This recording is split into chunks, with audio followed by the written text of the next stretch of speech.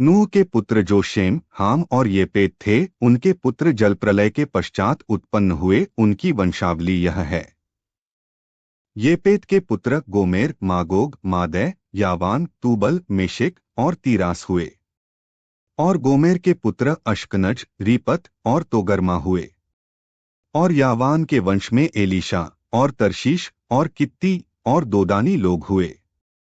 इनके वंश अन्य जातियों के द्वीपों के देशों में ऐसे बंट गए कि वे भिन्न भिन्न भाषाओं, कुलों और जातियों के अनुसार अलग अलग हो गए।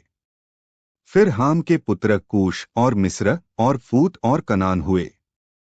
और कूश के पुत्र सबा, हवीला, सप्ता, रामा और सबूत का हुए, और रामा के पुत्र शबा और ददान हुए।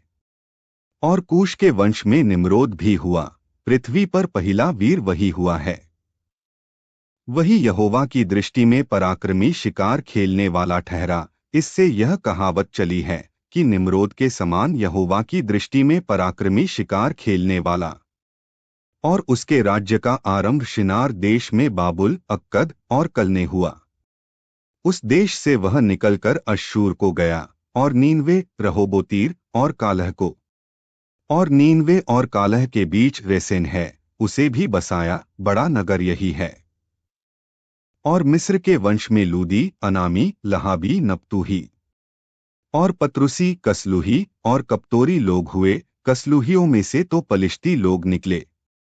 फिर कनान के वंश में उसका ज्येष्ठ सीदोन, तब हित्त और यबूसी, एमोरी, गिरगाशी, हिव्वी, अर्की, सीनी, अर्वदी, समारी और हमाती लोग भी हुए। फिर कनानियों के कुल भी फैल गए।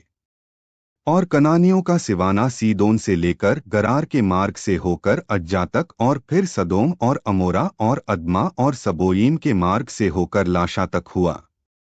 हाम के वंश में ये ही हुए, और ये भिन्न भिन्न कुलों, भाषाओं, देशों और जातियों के अनुसार अलग अलग हो गए। फिर शेम, जो सब एबर वंशियों का मूल पुरुष हुआ और जो येपेत का ज्येष्ठ भाई था, उसके भी पुत्र उत्पन्न हुए। शेम के पुत्र एलाम, अश्शूर, अर्पक्षद, लूद और आराम हुए। और आराम के पुत्र ऊस, हूल, गेतेर और मश हुए। और अर्पक्षद ने शेलह को, और शेलह ने एबेर को जन्म दिया। और एबेर के दो पुत्र उत्पन्न हुए। एक का नाम पेलेग इस कारण रखा गया कि उसके दिनों में पृथ्वी बंट गई, और उसके भाई का नाम योक्तान है।